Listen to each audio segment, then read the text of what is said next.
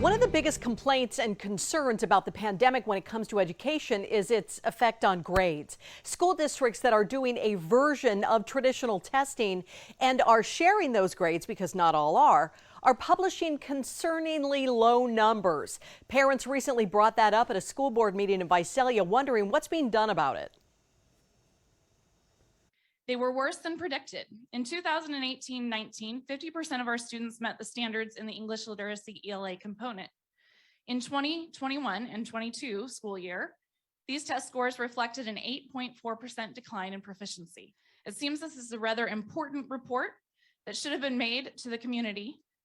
Superintendent Kirk Schrum told me that the district is not trying to hide anything and wants it to be clearly understood that state and district testing is still not as comprehensive as it was back in 2019. So comparing pre-pandemic numbers to now is not comparing apples to apples. In fact, superintendents in all of the districts have told me that same thing.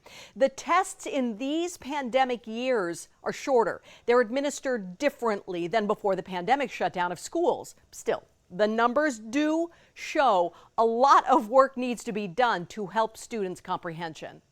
We are not satisfied that only 54% of our students are reading, on grade level, and 25% or so performing in math. And so we're focused on our instructional core.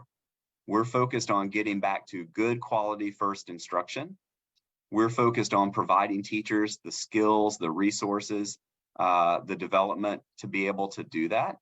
And do that with more support. So Visalia Unified is adding teachers and classified personnel into the classrooms to help students who need extra help in something. That way, the teacher can stay on task with the students who are up to speed, and those who are not are quickly helped to get there. And something new that Superintendent Schrum is passionate about is the creation of One Visalia Connected. The goal is for every student in the district to get involved in something outside of the classroom: sports, art, church group, internship, volunteering. Here he describes how that too can help with grades. One thing I do know, because it's research based, is when every kid is connected to something meaningful, they perform better and they feel better about themselves. And so that's our goal.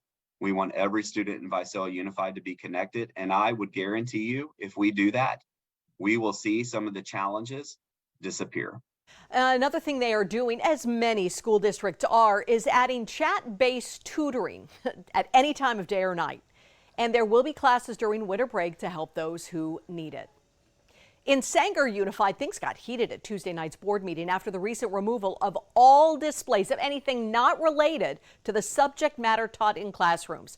That includes posters and flags for the LGBTQ community and Black Lives Matter representation. It says that the goal is to be more neutral. Fox 26 reporter Sophia Alessio sat down with some students and teachers to see how they feel about it.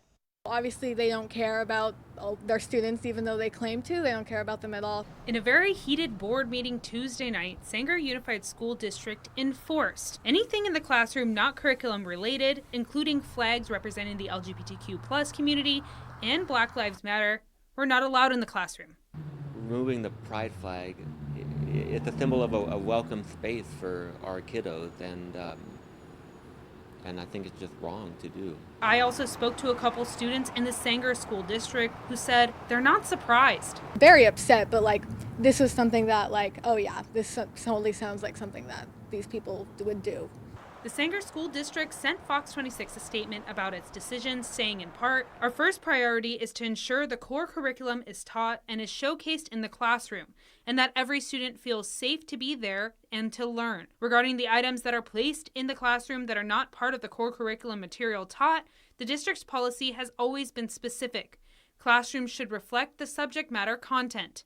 End quote. One teacher says by removing the LGBTQ+ flags and posters, this is taking away the open support for kids who don't have it. The school is for the kids. The adults can go home and they can have supportive communities around them, but sometimes students don't have that support at home.